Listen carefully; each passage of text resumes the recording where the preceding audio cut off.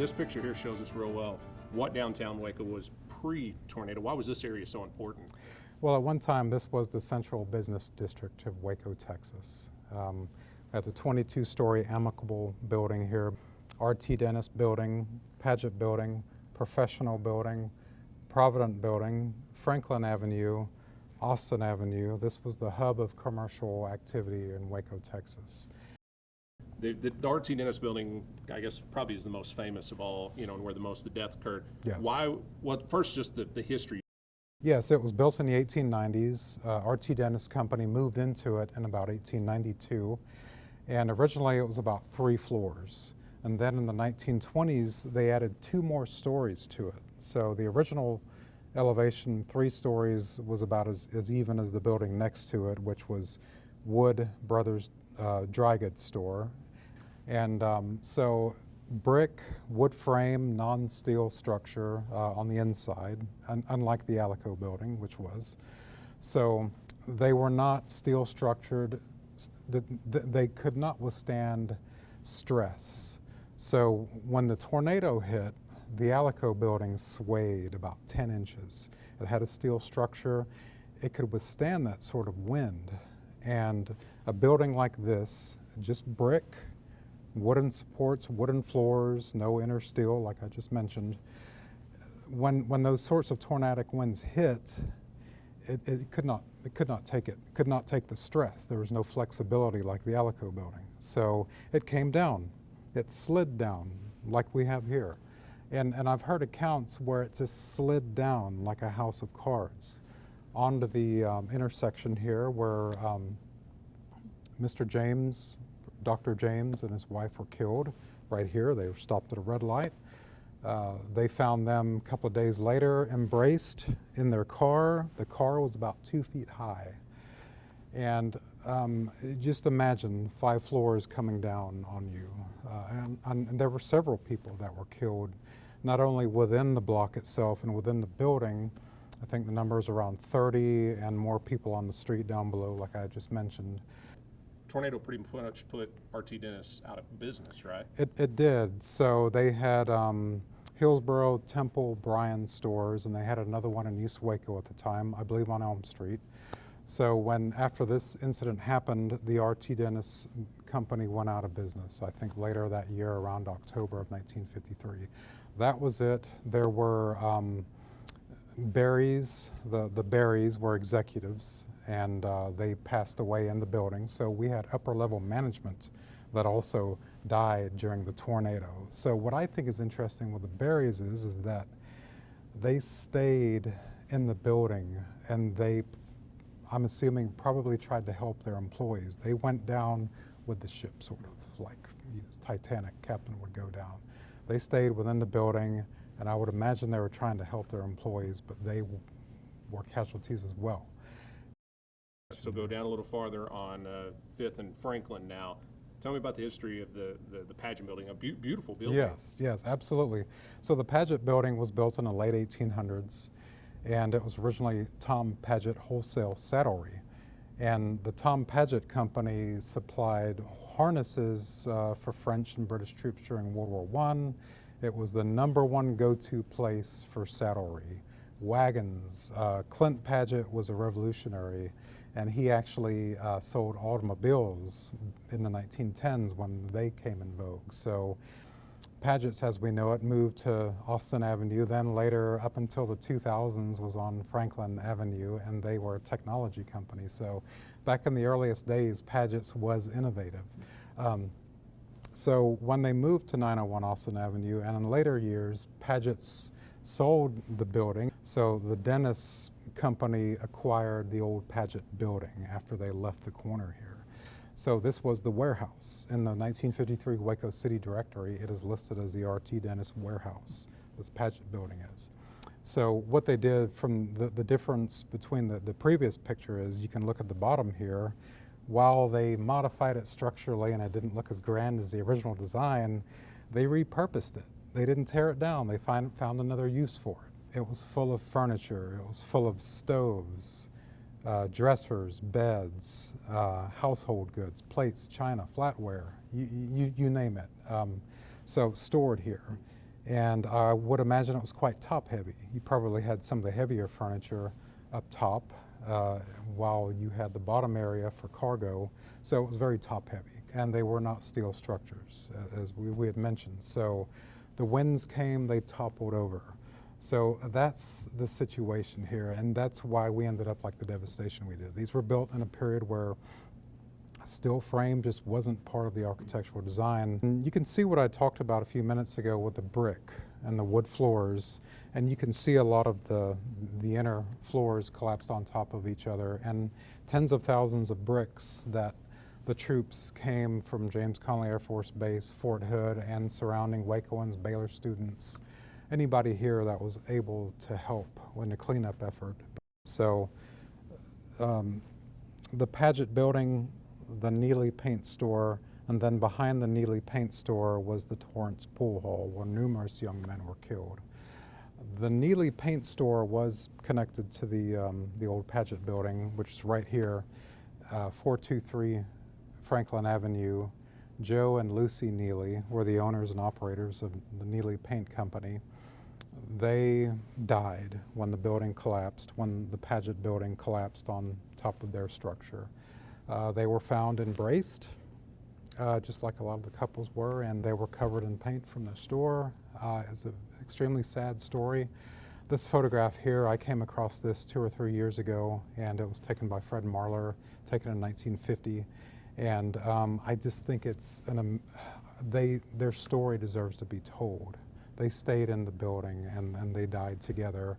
They were just in an extremely terrible place at a terrible time next to this old Padgitt building here. Talked about the RT Dennis and the Pageant. So yes. Austin was a very busy area, and I know this is probably one of your favorite pre-tornado kind of pictures to show how vibrant downtown was. But tell me some about all the other buildings that were there next to the RT Dennis. So the Joy Theater here next to the RT Dennis building, and it was Woods Brothers Tailors, Harlech Tailors, Perfect Tailors, jeweler down here, Town Jewelers. So a lot of tailors, theater, the Chris Cafe. The Chris Cafe was just pulverized by debris falling from the RT Dennis building. And this would have been a busy area at that time in the afternoon, wouldn't it? Yes, so the clock stopped at about 4:40 on the Amicable building. Juanita Willis took a photograph of the clock, stopped at that time, 4:40, and it was late in the day, it was a rush hour. People were in their cars waiting for their loved ones. It was the busiest intersection in Waco, and it was the hub of the retail district. It could not have hit at a worse time. Monday, rush hour, 4:40, just before 5 o'clock.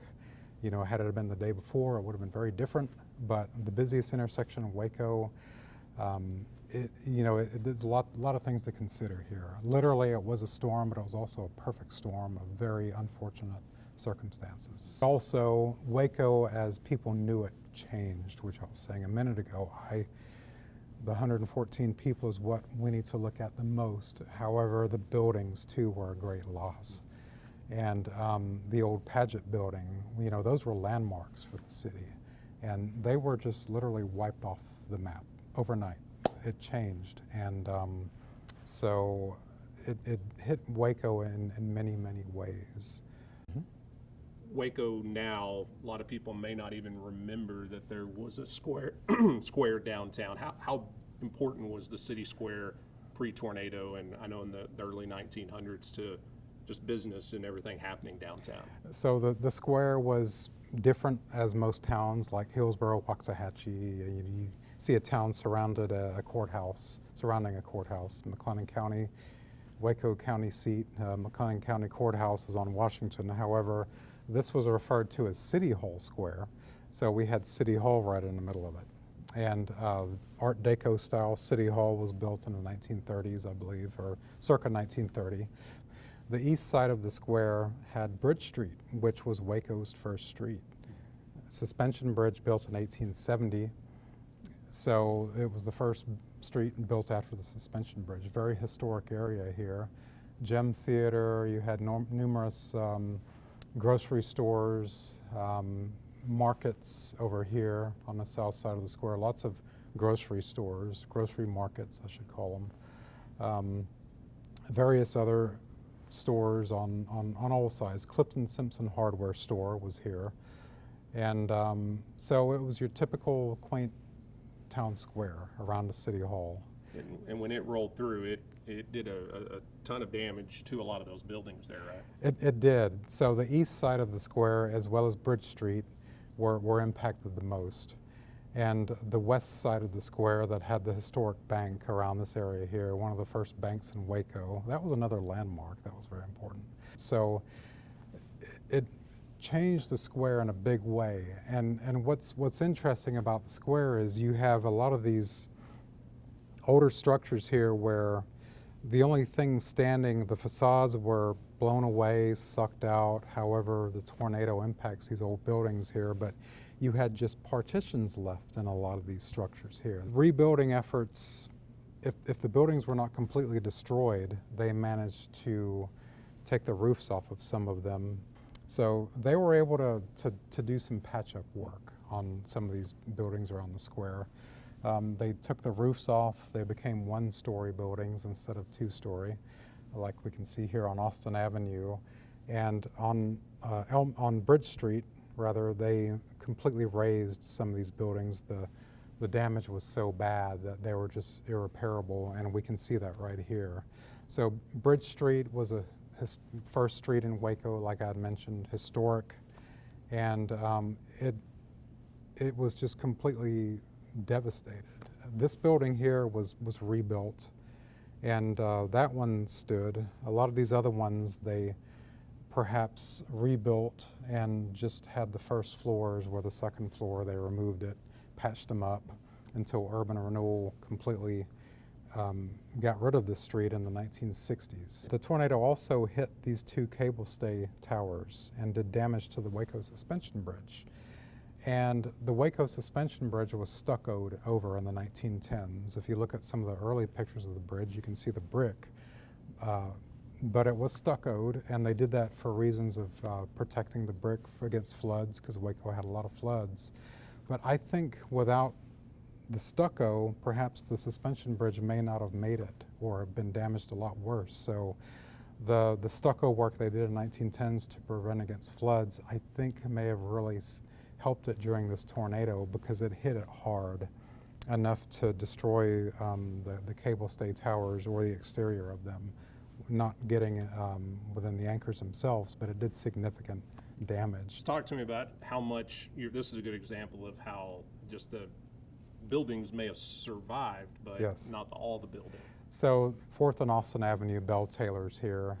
It's a very interesting building. We don't see these sorts of architectural designs anymore with the advertisement on the brickwork, and it's very unlike what you see in Waco. Very unusual building here, and it was 3 stories by the look of it. And so what they did, the tornado ripped the roof off of the structure here. So what they did is when they rebuilt it without the top floor. So we only see what appears to be a one floor here. So that's how they rebuilt in Waco. So if a building wasn't severely damaged, it was rebuilt, repurposed. If the roof was shaved off, then they would do this as we see here and make it usable, but not with the same character architecturally as it had prior. Now go downtown, where the RT Dentist is now a parking lot, but yes, the one building that survived pretty much unscathed. I know there's some windows blown out, but the kind of the shining light of Waco after that, hey, stuff did survive, was the amicable, now the Alico building. Yes. I guess we talked a little bit, but tell me about why the Alico didn't have the issues compared to right across the street where there's total devastation. Well, steel structure, 22 stories. It was built in the most, in its day in 1911. The best practices in architectural design with that type of structure we see here. Here's this Fred Gildersleeve photograph. They're bringing the water tank up to the top of the building, which is a great photograph. So the steel throughout from bottom to top, and you can see why it survived, because it moved swayed 10 inches or so, I've heard from accounts. Office furniture was sliding back and forth, I've heard, in oral history interviews. So, and that is why.